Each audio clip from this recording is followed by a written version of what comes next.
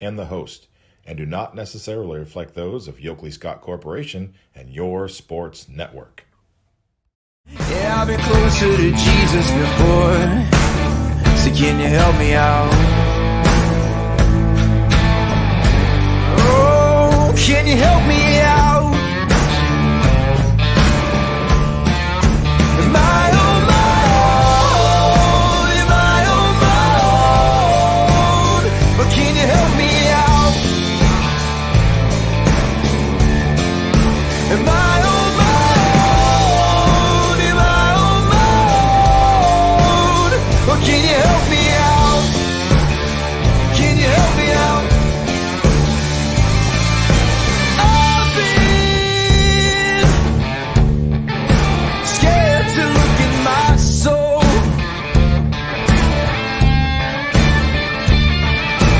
I've been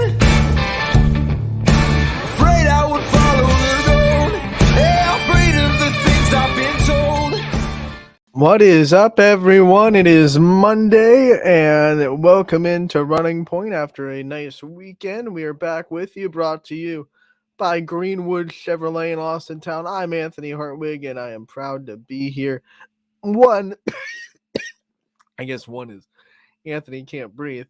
One is happy Martin Luther King Day to everybody. I know a lot of people are off today with the federal holiday. We wish you the best. Hopefully you're able to enjoy the day off if you are having the day off. Martin Luther King Day, happy MLK Day to everybody out there. And so with that, we will take a gander at the recap of the weekend like we always do. Let's look at it. And we'll go all the way back to Friday and see some of the Friday scores that popped up. And we will start with Lisbon. They got the 64-26 win over East Palestine. We had a lot of games on Friday. 64-26, Lisbon gets the win. Wellsville continues to win on the boys' side, 77-26. They get the win over Latonia. That Wellsville team on the boys' side starting to really put some things together. They're on some kind of streak right now. We go into the EBC, where West Branch got a win, 52-41 over Minerva. Wyndham bombs away their offense every time they win. It seems like they're scoring 70 plus. 74-48, they beat Shocker. Wyndham, a pretty impressive basketball team, maybe a little bit under the radar as we go into the middle of January. Crestview gets the win, 61-50. 4 players for Crestview in double figures in this win. Sorry. John Best led the way with 17, and then Kirkland Miller and Wyatt Miller both had 14, and then James Best had 10. So 4 players for Crestview in double figures, and they had a great day. Garfield hit 11 threes despite the loss. So 33 out of their 50 points came from behind the arc. So Garfield can definitely shoot on an on night, and that could come back to haunt some MVAC teams in the future. Harrison Central beat Beaver Local on Friday, 44-32. Tough one for the Beavers. Fitch got the buzzer beater from Carter Owens. Dramatic one from 30 feet. It had to be 30 feet. I mean, it was NBA range, a turnaround jumper. One of those ones that you just kind of hope and pray goes in. It was a low percentage shot, but hey, what's Han Solo say?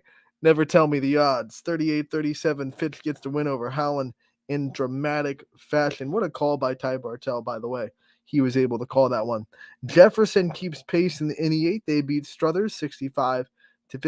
They're looking forward down the road to that rematch with Girard. They're hoping that they're able to keep pace with the Indians until then. So when that game comes about, they can draw with a tie to Girard if they're able to win round 2. Warren JFK boys got the win over Lake Center Christian, 74-36. We see Niles get another win. That's a very talented Niles Dragons team, 56-49. They win over Lakeview. They're 9-4 now. Lowville gets the 85-59 win over Waterloo. I mean, their offense had a couple of games where they were kind of lethargic, trying to struggle. But they get right back onto the rocket ship, and they take off against Waterloo 85-49. Waterloo's a defensive team too. That's impressive. Waterloo, you look at their defensive numbers, they've been holding teams down. They had that 38-36 win over Springfield. So Waterloo's defense is no pushover. That's an impressive offensive performance out of Lowville. Maybe shaking off some frustration after a couple of slow games on their standard. Badger holds on and gets revenge over Matthews, 47-46. They get the win there. Big win for the Braves. We have Jackson Milton getting their win, 59-49. I was at this game, so I can talk a little bit more about this one because it was so impressive what Jackson Milton was able to do.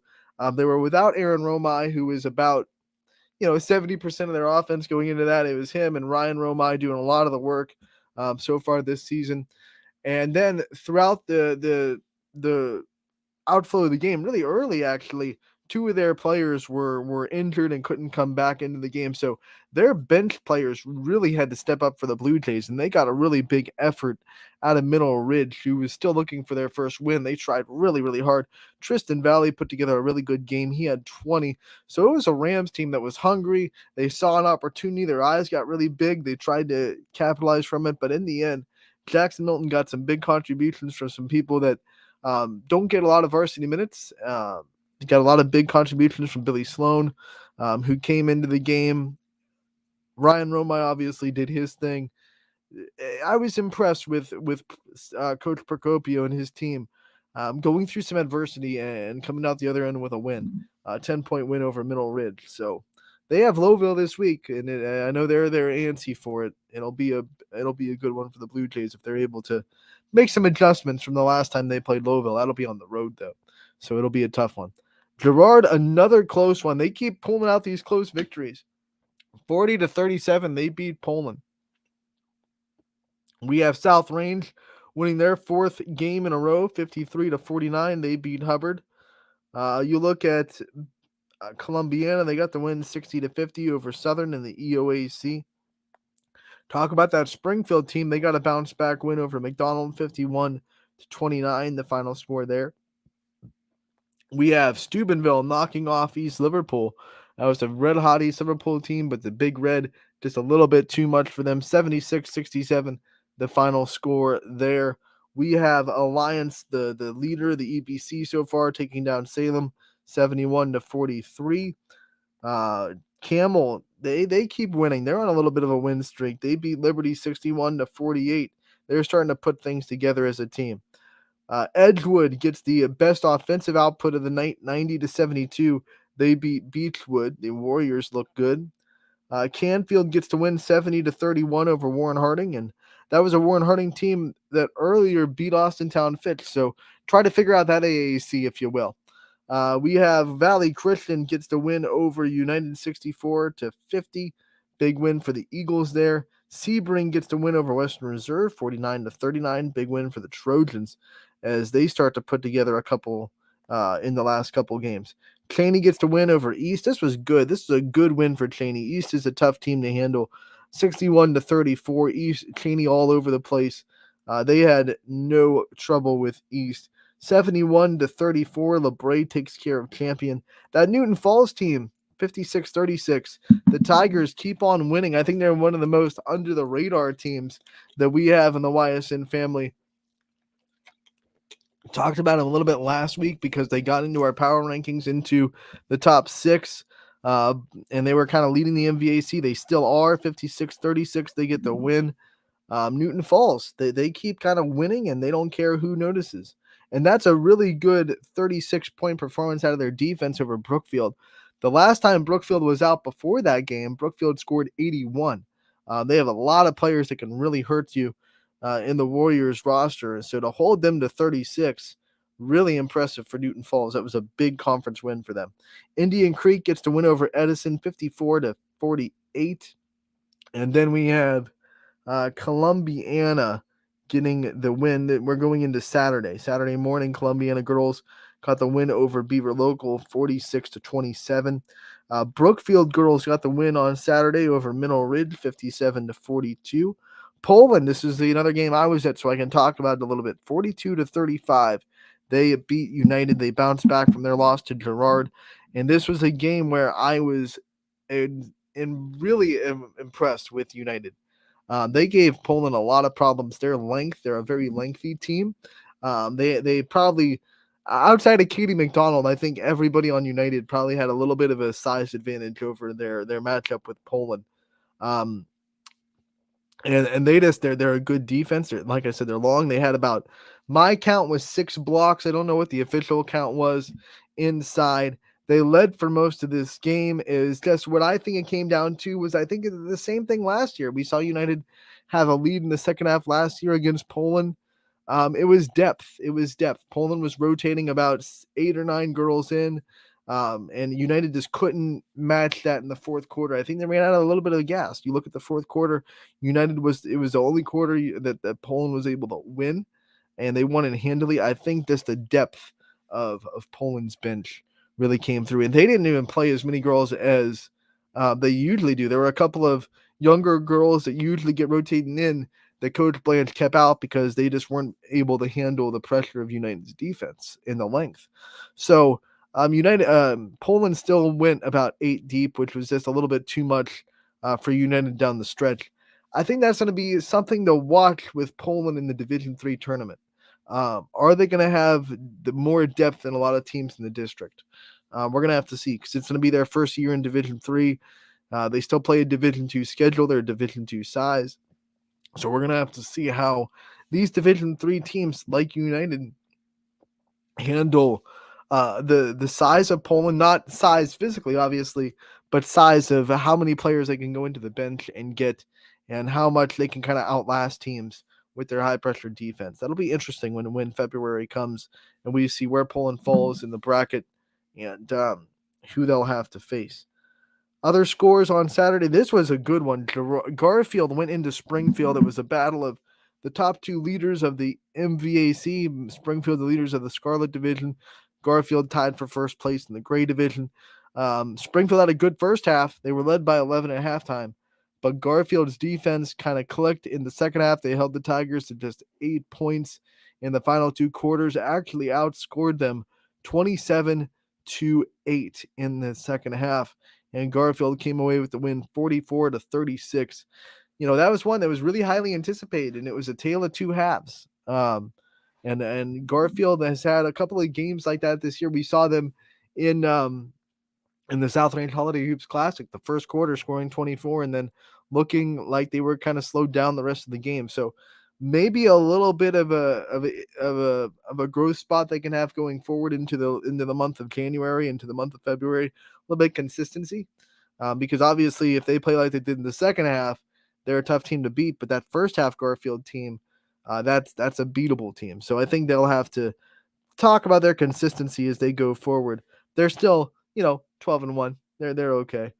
Salem, big win as they travel down to Berkshire for the Hall of Fame Hoop Fest that Berkshire, the Badgers hosted this week. By the way, if you've never been to Badgers Gym, it's a really cool place to go watch basketball. They had a great event this week with a couple of YSN teams, and a lot of non-YSN teams. A lot of good matchups down there in Berkshire this weekend. Salem got the win over West Geauga, who is a district foe. Might see them in the district again. It's a very good West Geauga team, despite the score that I'm about to spurt out. 40-19, Salem got the win. Big performance from Salem. Abby Davidson was awarded the player of the game, and she got herself a bucket of syrup. That was the trophy for the players of the game. Each team in each matchup got one player of the game that they were able to be recognized, and it was a nice little, I think it was a gallon of freshly made syrup from Burton Berkshire. So head over to Abby Davidson's house for some pancakes, because she's got some fresh syrup for you for player of the game. Also on Saturday, Notre Dame Academy was able to get the 4-point win over West Branch. That Warriors team does not shy away from any tough competition, because that's a brutal team to go up and try to play. And only lost by 41-37 West Branch. Like I said last week, I think they look a little bit different since Sophia Gregory got healthy on that roster. Also on Saturday, Fitch got the win over Ursuline, 48-41. Zeta Creaky had 17 points. We saw a couple of games in the middle of the season where she kind of got slowed down a little bit. She's starting to put it together and find her groove again. which is nothing but good news for the Falcons. When Zeta Creaky can start to score at a rapid pace, Fitch is going to be okay. She hit about a half-court shot, too, against Ursuline at the buzzer. How about Howland? They had a tough week, but they bounced back on Saturday with a big win over Mooney, 55-18. Good win for the Tigers there.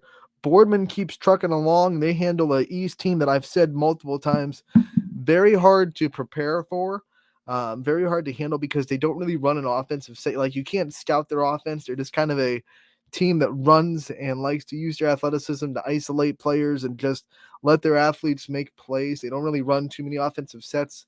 In the games that I've watched, I've seen maybe 4 actual plays from their offense. They're a really just kind of go with the flow and kind of go play basketball kind of team. That can be hard to prepare for, I should say. And Howland, Boardman was ready for it. 56-30, a big win for the Spartans against an East team that has impressed a lot of people this year so far. And maybe the biggest win of the weekend, under the radar again, because it's a team that's new to the Ysn family, but Edgewood gets to win over Chagrin Falls. This was a battle of 2 one-loss teams on the opposite sides of the CVC. But remember, in the CVC, a little bit different than the MVAC, where we see 2 tiers in the local scope. The CVC crossover battles count. So this game absolutely counted towards Edgewood and Chagrin Falls conference records. So Edgewood needed to win because they have Perry coming up on Saturday. That's a one-loss team in the conference. So Edgewood lost to Perry. So it's kind of like they had to keep pace with the Pirates a little bit. And it was a tall task to play right before the Pirates. They get the win over Chagrin Falls, 47-37. And that Chagrin Falls team also has had a stranglehold over the CVC for a couple of years now. So they were a perennial powerhouse in that conference. Edgewood was down at halftime. Didn't matter. They get the win, 47-37, a really impressive win for the Warriors.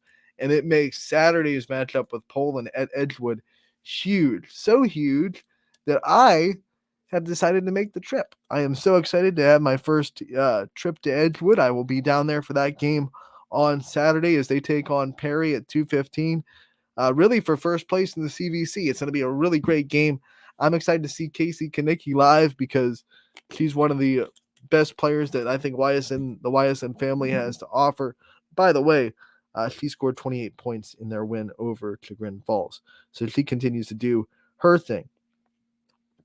Some boys action on Saturday. East Palestine was able to beat the Urban Scholars 57-34. We saw Brookfield bounce back from their 36-point performance against Newton Falls and get right back to their offensive gun show. 72 points against Conneaut, 72-64. Warriors get the bounce back victory. A lot of teams, especially on the boys' side, this weekend playing two games in 2 days. We saw Brookfield do it. They're just the latest example, but they're not the only ones, that's for sure. And Canfield on Saturday, their team, Canfield girls, played 2 games in 2 days because on Saturday they got the win over Cheney 62-16. And then also on the boys' side for Cheney playing 2 games in 2 days, they welcomed in Kennedy Catholic from across the border in PA. Excuse me again, but they got that win over Kennedy Catholic 61-38. Send Kennedy Catholic backpacking in Pennsylvania with nothing to show for. 61-38. Cheney gets the impressive win. Girard on Saturday played 2 games in 2 days. They had the thriller over Poland, 3-point win over Poland on Friday, and all they do is go into Mooney and get a 3-point win. 44-41. Gus Johnson came up really big in that game for the Indians. He does that a lot, by the way. So stop me if you've heard this before. Gus Johnson comes up big for Girard. Also on Saturday, down in Berkshire, LeBray was able to beat Southeast 56-46.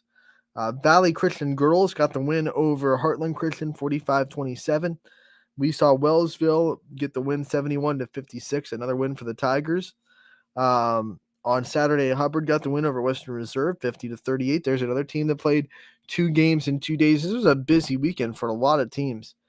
Jefferson played 2 games in 2 days. They got the win over Edgewood 53-45. Those boys are looking good again in Jefferson. Valley Christian boys got the close win over Heartland Christian. It was a buzzer beater that got them 56-54. They get the win over Heartland, an exciting win for Valley.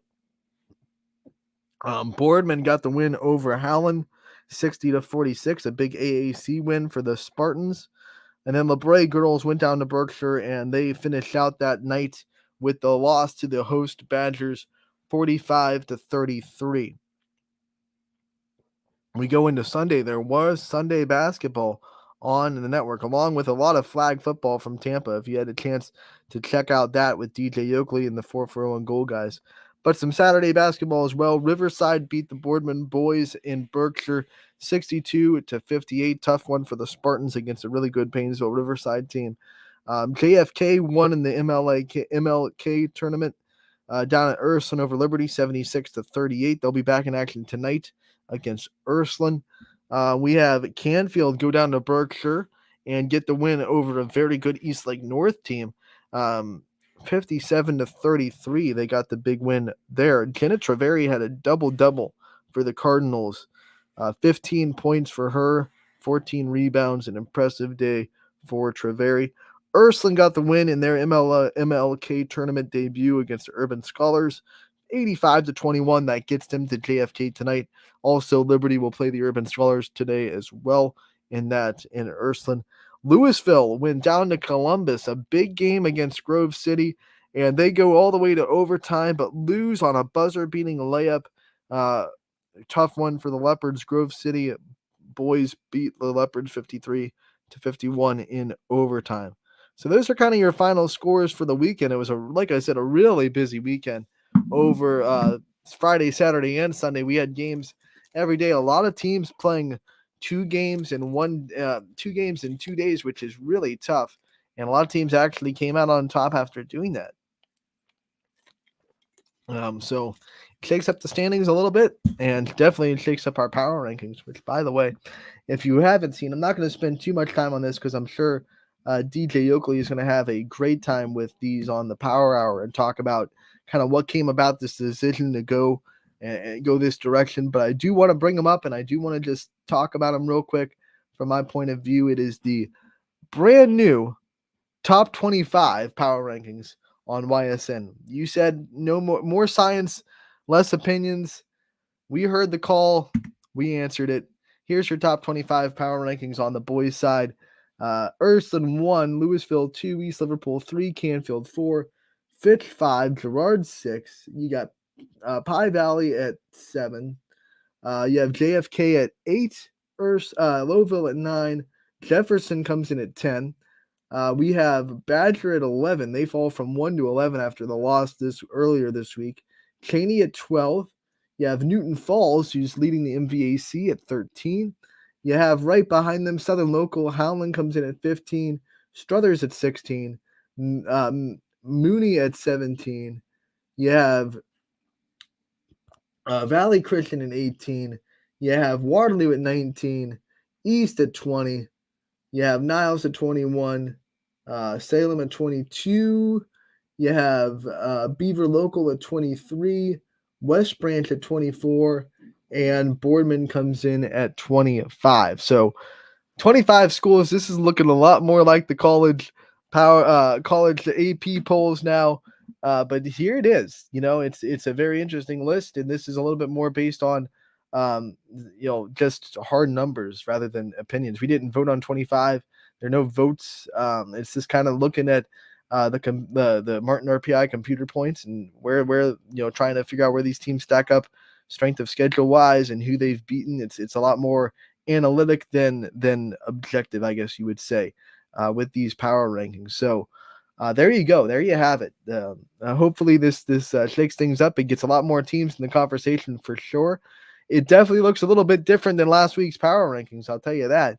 There are some teams that were in the power rankings on our opinion-based votes that kind of fell out of the top 10 this week with really nothing they did. But like I said, this is a completely different way of stacking these teams together. I mean, for contrast, you look at last week's power rankings and you see Newton Falls at 5. I mean, they won 2 games, but they're sitting at 13 because it's a different way of looking at things. It's just more analytical and less opinion-based. So Hope you like it. Here are the girls' rankings here. Canfield comes in at 1, Salem 2, Springfield, not hurt at all by the loss to Garfield over the weekend. They actually get at 3. Poland comes in at 4. We have Garfield at 5, Boardman at 6. Crestview comes in at 7, Louisville 8, Ursuline 9, Brookfield 10. Edgewood, after the big win, comes in at 11. You have Struthers at 12, Girard at 13, United at 14. We have Western Reserve coming in at 15, Badgers 16, Howland 17, Waterloo 18, East 19. You have Southern Local coming in at 20, 21 is Austintown Fitch. Pymatuning Valley comes in at 22. You have South Range coming in at 23, Columbiana at 24, and Cardinal Mooney rounds out the girls' top 25 at 25. So, interesting. This one interesting too. Obviously, doesn't look too. I mean, top 5 is a little bit shooken up from last week. We'll look at last week's top 5 real quick just to show you. Canfield 1, Garfield 2, Louisville 3, Salem 4, Poland 5. The only team out of there that dropped out of the top 5 in these new rankings is Louisville, coming from 3 to 8. They lost this week again to Glen Oak by 6. A tough loss for them. 5, I think actually 5. So the loss hurt them a little bit, took them out of the top 5. But Springfield replaces them at 3, and Springfield doing what they're doing in the MVAC, and they're obviously testing themselves with a tough schedule, going and playing the leaders at the other end of the MVAC, with Garfield losing that game, but helping their overall body of work. They're 3, Poland's 4, and Garrettville Garfield is 5. Now, Poland's obvious. Poland, Salem, and Canfield are helped out by their strength of schedule. I'll tell you that much. You look at their strength of schedule and how it ranks among the state in their division. Poland right now is 12th in strength of schedule in Division 3 as far as the entire state is concerned. Canfield right now, one of the toughest schedules in Division 2 in the entire state of Ohio. Salem's on that list too, a little bit further down, but they're still top 25 when you talk about hardest schedules in Division 2 across the state of Ohio. So obviously they're getting a lot of boosts from their success in the tough schedule they've had. Springfield is one of the top teams, ranked in Division 4, so they're getting a boost from that. You kind of take teams where they are and who they're playing based on who they are. Obviously, Springfield not playing the teams that Canfield's playing per se, but Springfield's playing teams that go above their level a little bit, and they're succeeding against them. They only have 2 losses on the year. They lost to Brookfield and Garfield, who coincidentally are behind them in the standings. But body of work. It's all about body of work. It's all about analytics. It's all about science-based computer rankings instead of just our opinions on stuff. So it's going to be fun going the rest of the season, seeing how these teams kind of mash up and how these teams go together. Now we'll have a lot more ranked matchups, that's for sure.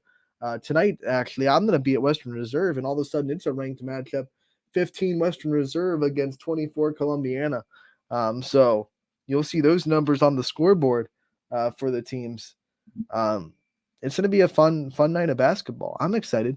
Hey, guess what? We have Brooke Shantz coming in at right now, actually 12:30. We're going to take a quick commercial break, and then we'll bring her in to have an interview from that Western Reserve team coming in at number 15 in the power rankings. Don't go anywhere. This is Running Point, brought to you by Greenwood Chevrolet in Austintown. 21 News delivers the news as it happens, using the latest technology from where it happens. Live here outside the Mahoney County. On air, online, Wednesday afternoon weather update. Very dangerous. and on the 21 News social media platforms. I'm on the road right now. 21 News, the Valley's only locally owned source for trusted news since 1953.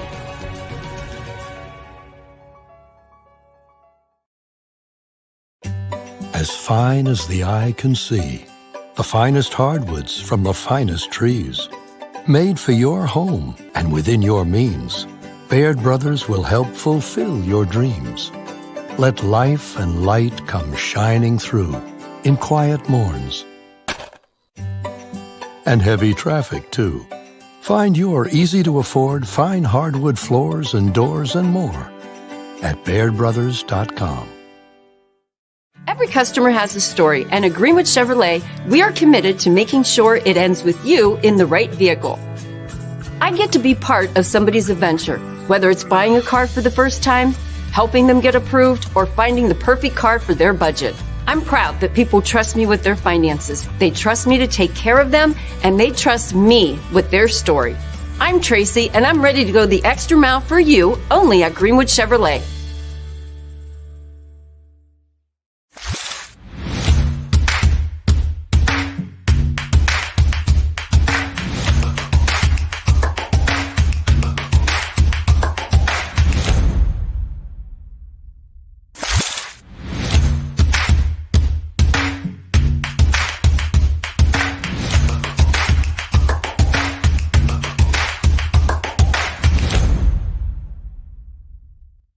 Welcome back to Running Point on YSNLive.com, brought to you by Greenwood Chevrolet in Austintown. Anthony Hartwig with you, and we're going to pop in Brooke Shantz from Western Reserve. Don't see you anymore, Brooke.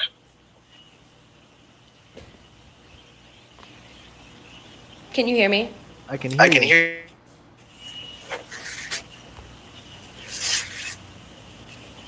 Can you see me? I can't see you. You can't? You're a black screen. Okay, it says I'm in. I could see myself and you. I had you before in the green room. I saw your face. Now I see nothing but a black screen. We'll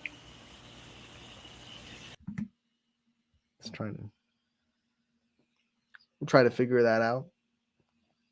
Well, welcome to live streaming, right? Western Reserve playing Columbiana tonight. It's going to be now, like I said before the commercial break, a matchup between ranked teams in our new power rankings. Western Reserve coming in at 15, Columbiana at 24. A big non-conference matchup for Western Reserve, who's really starting to put it together as an offensive group. We had the chance to talk to Brooke after their game against McDonald, and they're really starting to get confident as an offense. Obviously, defense has always been a big thing for them this season. They've always been a good defense, but now they're starting to score, which is dangerous for any team in the MVAC. Let's check back in and see if Brooke figured it out. Oh. Can you see me? Can't see you. Oh my gosh. Do you want me to leave and come back? Yeah, let's try that. Okay. All right, so we'll try to get this. Brooke Shantz is a senior for Western Reserve, and one of the great players that we have in the YSN family. I mean, we have so many great talented players in the YSN family. He's one of many, and that's going to make when we have to talk about postseason awards. We see you. All right, good. There it is. There's Brooke. Talking about you, just trying to fill time. Obviously, one of the great premier players that we have in the YSN family. It's your senior year. So the first question is, what's that been like going through your senior year and trying to deal with all the emotions of all the laughs that senior year brings? It's something you can never explain until you're there. I'm really excited, but it's sad to see it actually winding down. I couldn't be here without Coach Miller. I've known him a long time, and my teammates, of course, but I'm just happy that we're all coming together as one. I think that's so important, and I'm just happy that we are finding ourselves, and I'm excited for the future. You talk about finding yourselves. When we talked to you after the McDonald win, which was one where you guys shot really, really well, you told me, hey, we're starting to get confident as an offense. Obviously, you've been playing good defense all year. But what do you see that confidence? Where did you see that change of confidence as a team and offense, and how much has it gone into your recent success? As you said, in the McDonald game, our offense really started to soar, and I think focusing on us running the team as a floor, playing a little bit faster and realizing that we have the capability to do that, I think that's really starting to transform us as a more fast and more effective team. All right, the last couple of years, you've been on the scouting report of other teams. You've been circled a couple of times. Teams have thrown everything they could at you as a defense. They've doubled you, they've boxed and won you. Obviously, it's got to be frustrating sometimes to not be able to do all the things that you could do maybe 2 years ago as an offensive scorer. How have you gotten through that and kind of dealt with the frustrations that defenses can throw at you, and dealt with the fact that you are a player that teams really want to stop when they come into play Western Reserve? Basketball is a great game for so many reasons. And I think that one of those reasons is there's so many different ways that you can be effective on the court. You don't always have to be scoring. When if I'm doubled or if I'm face guarded or whatever, like you said, I just find myself realizing that it's really important to get my team open, and use myself so that my other teammates can score and get the ball. Did it take you a minute to kind of learn that lesson? I mean, was it frustrating at first when maybe your junior season where all of a sudden you're the main person that people circle? Was it frustrating? Did you have to learn that lesson that, hey, I don't have to score to help my team win? Yeah, basketball is a very emotional game as much as it is physical. And it was pretty hard for me. I think it would be hard for anyone. But, Coach Miller, he never doubted me. And I think that's why our relationship is so special. And, I can't thank him and I can't thank my teammates enough for trusting me and trusting me to figure it out. So. Figured it out. You absolutely have. It's senior season. We've talked about the last that it brings, but it also brings extra responsibilities as a leader and leaving your mark on this program so continues to succeed after you graduate. What kind of things have you done this year to make sure that you're the best leader that you can possibly be? I'm thankful to have been brought up by other leaders such as, Kennedy Miller, Danny Volatich, Olivia Pater, Alyssa Sorensky. They really taught me how important it is to, bring the younger girls under their wing. And I think off the court, that's just as important as when you're on the court. So, we'll always we've already had a big team sleepover at the school, just all hanging out together, whether that's going to other games, keeping in touch. Obviously, social media, you can do whatever you want, whenever you want, and talk to people. And I think just, making everyone feel welcome as a freshman, as a sophomore, as a junior, I think that's really important. When you talk about those leaders of the past, one of the things that I love about coming to Western Reserve is you can always see one of those alumni in the crowd. They pour into the program after they have gone. What does that mean to this team to know that the players that have left, that have graduated, still care about your success and still want to come out and support you guys?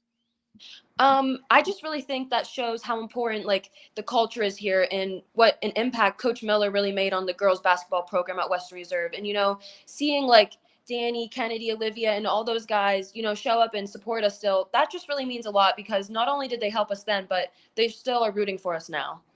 Obviously, undeniable that Coach Miller has had an impact on this program. Talk about the impact he's had on you personally and how he's helped you grow as a player in person as you've been under him. Coach Miller, he's a really great coach and he's a really good guy. I've known him for a long time. Ever since I was younger, fourth, fifth grade, as long as I can remember playing basketball and being at Western Reserve. He's always helped me, and obviously I've grown as a player a huge amount, but I think over those years, he's always been so supportive and he always says that, his team were his own kids. And I think his love for all of us, that's really what makes us such a good team. We only get to see him on the sidelines and the fans only get to see him during the game. Obviously, I think he's a completely different person off the court. What do you think is something that people should know about Coach Miller that maybe they wouldn't if they only watched him coach during a game? I'm sure as everyone knows him, he's a very passionate guy on the court, but that can only show you one side of him. But, off the court, he's fun, he's just a good guy, he cares about us. And I think that's really important because not only does he care about us as basketball players, but he really wants us to be better people. All right, so you've talked about the players that have come before you. What about your future? What you see for yourself after you graduate Western Reserve? What does the future hold for you? I visited a couple Division III schools. I talked to Earlham in Indiana. I talked to Geneva over in Beaver Falls, a few other ones. But, I think, honestly, after high school, I'm just going to go to YSU and pursue a career, get a degree in criminal justice, and, that'll be a wrap for basketball. All right. So when you pursue a degree in criminal justice, what is something that made you interested in that? Was it something in your life that made you kind of interested in that career path, or is it just something that you are interested in? Well, when I get a degree in criminal justice, my goal after that is to actually go to law school. But, there's so many things you could do with a criminal justice degree. I feel like just my personality, I've always been more strong-willed. So I think that'll help me succeed, going to law school, finding something in corporate law or something along those lines. Do you have a favorite court drama TV show? Um, I would have to go with an original Law and Order. All right. Throwback. Yeah. This generation doesn't understand the original Law and Order, but I'm Right. happy to see you do. Yeah. What about some things about this Western Reserve community and school system that make you so proud that you're a part of it and that you get to represent it? Obviously, we've always been a very small school, but I think with that comes a strong knit community. When you were at the McDonald game and we talked after, like you said, it was the pep band was there. The boys team was there. We had all those fans out because it was a doubleheader, and I think like nights like that, it just really shows how important community is. So loud we had to move. Yep, we did have to go in the hallway. When you think about all that and the school and the education you've gotten at Western Reserve, who are some of your favorite teachers and who are some of your favorite subjects? Um, I would say my favorite teacher was Mrs. Weaver. She's now at the MCCTC locational school. She taught me freshman and sophomore English. Not only was she a good teacher, but she cared a lot about everyone. However, Mrs. Weaver, if you're watching this, my favorite subject was never reading or writing. But I would say my favorite subject probably had to be science. So I'm not going to ask like the least favorite teacher because I don't want you to have to throw shade on people. But I am going to ask, what is the one subject that you've had to work the hardest at or kind of gave you the most trouble throughout your high school career? So I knew I wanted to get an honors diploma, so I had to take a language. So I decided to take French 2 years in high school. I think 3 years in high school. So that really almost kicked my butt a few times, but I made it through. So I would say French was the most difficult for me. Was there a reason you chose French over the other languages?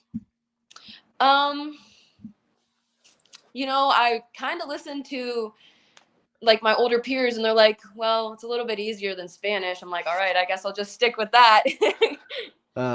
Talk about your older peers and your family and kind of what makes your family so special to you and what's something unique about your family. I know every family has something that makes them a little bit different than others. I think my family is so special because they've always had my back and they've done everything and anything in their power to make me better and make me accomplish whatever I wanted to. My mom and dad and my sister, I could probably count on one hand how many games they've missed in my life. And I just think that's so important because they've always been there for me and it's always been so special. And like my grandparents were always there, thanks to YSN, like during COVID, they could watch so many of my games. And, I think that's so important, having a good support system.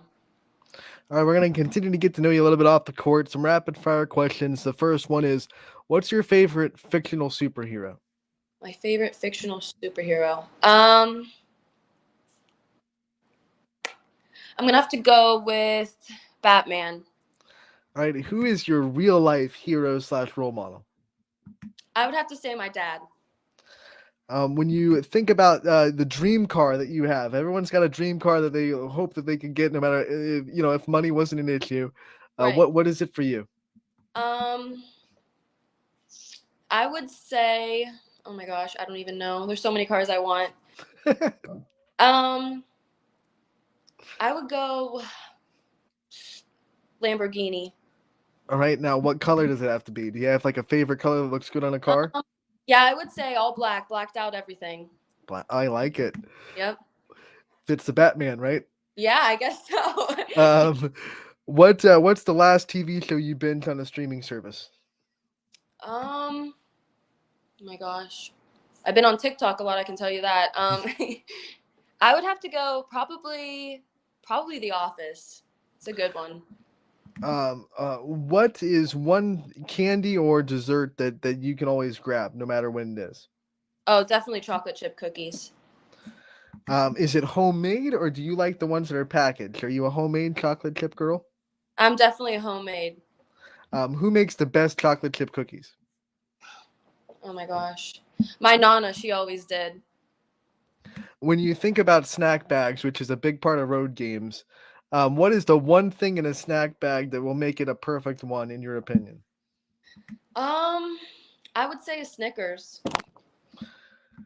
What are some of your favorite things to do outside of sports? We know you're a great athlete and you obviously spend a lot of time in the gym. Outside of sports, what are some of your hobbies? I would say I spend a lot of my time shopping. And always with my friends. But I would say my favorite thing to do, unfortunately, is to go shopping. You open yourself up for this. What was your last impulse buy? Mm, Definitely a pair of pants at Lululemon yesterday. What's one thing that you spend a lot of money on that you probably shouldn't? um, Clothes. What's the best retail store then that you go to? The best retail store. Probably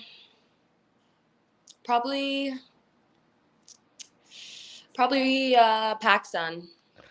All right, Brooke, this was fun. Before we let you go, I want to give you the chance to thank your support system and all the people that have been there for you throughout the years. Yeah, I would just like to thank, my coaches, Coach Miller, my AAU coaches, Coach Bailey, my family, my friends, my teammates. It's been fun. So thanks for having me, Anthony. Brooke, thank you so much for the time. We'll see you tonight against Columbiana. It's going to be a fun one, and we wish you the best of luck the rest of the way. All right, thank you. Brooke Shantz from Western Reserve joining us. Like I said, one of the premier players of the Ysn family. There's so many of them. When we get into postseason awards, we're gonna have a really tough time. Thinking about who's going to get Player of the Year, who's going to get Offensive Player of the Year, Defensive Player of the Year. There's so many really good players that are having really good seasons this year, and we have a chance to talk with one of them right there with Brooke Shantz from Western Reserve, who you'll be able to see tonight on the network against Columbiana. It's now a ranked matchup, once again, ranked 15 Western Reserve against 24 Columbiana. Should be a fun one. Other games on the network tonight in girls basketball, we have the MLK Holiday Tournament continues at Ursuline with a girls matchup between Ursuline and Cheney. That'll be at 5:30. Obviously, we have that 7 o'clock game with Columbiana and Western Reserve. St. Thomas Aquinas travels to Lisbon at 5:30. That one will be on the network, but it will be video only. Video only for that one. Matthews will travel to Warren JFK at 5:30.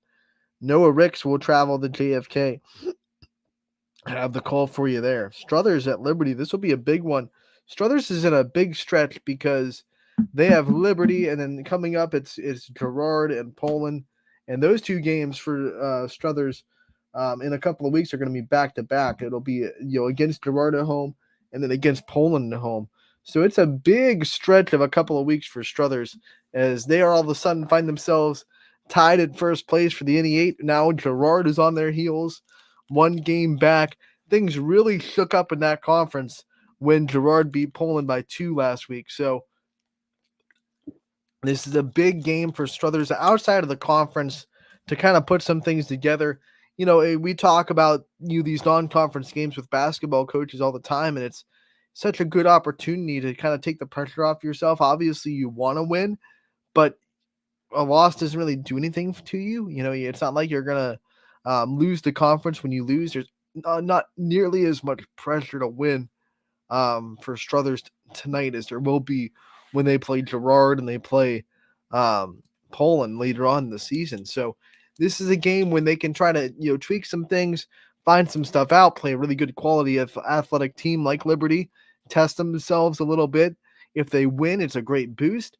But if they lose, it's like, hey, so what? We get in the tournament anyway, and the NE8 is still right in front of us. So it's really a win-win for both teams on the spectrum, too. I mean, Liberty is only one game back in the MVAC grade tier, so they're looking to make a final push. And this is a game against a hot Struthers team within 1,000-point score that they can test their defense and test their offense, try to figure some things out offensively. So a big game for both teams between Struthers and Liberty tonight. Not for conference sake, but just for morale's sake and for confidence sake inside the NE8 and the MVAC. Also on the network tonight, Hubbard at Crestview, girls basketball. Larry Scragg will have the call there at 7 o'clock. Crestview doing a good job, going a little bit up a level. Hubbard, a team maybe struggling on the record-wise, but they're also consistently playing really big opponents in South Range and Poland and Struthers. So this is a good job by Coach Blatch and the Crestview staff, taking the schedule up a notch and saying, we're going to play a team that consistently plays bigger schools and is used to a higher level of basketball, bring them to Crestview and see how we can do against them.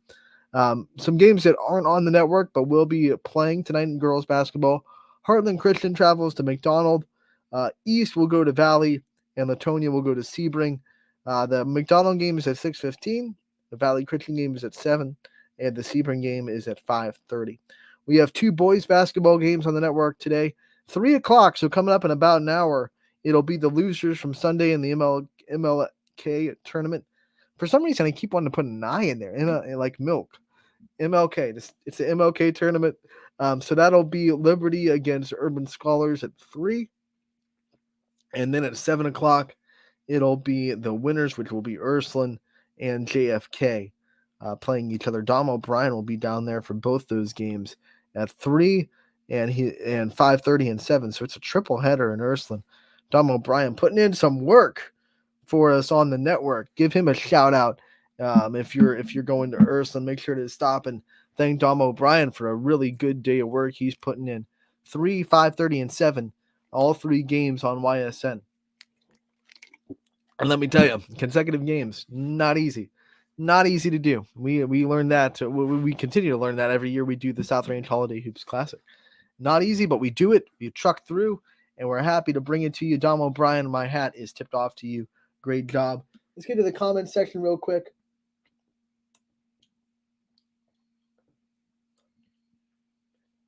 So we comments want to know who is one of the teams on the girls' side that is not getting enough respect right now. There are some teams that I think had really tough first half of the seasons and got through some adversity and that are getting healthy that I think should be on people's radar that aren't right now because of their record or maybe because of the way they looked in the first half. I think West Branch fits into that category with Sophia Gregory back and healthy on their team. I think Champion honestly fits in that category. Obviously, they were hit with the injury bug probably harder than anybody in the first half of the season. They're starting to get healthy. I saw Addie Warzala back in their stat book. So they start to kind of put some things together and get their roster back. They came in one of the favorites in the MVAC. They were right in the thick of it last year. They have a lot of players back from last year. They just got hurt. They just got people hurt in the first half of the season, which kind of took them out of the running for the MVAC championship. But teams have to go there and play. That'll be a tough one.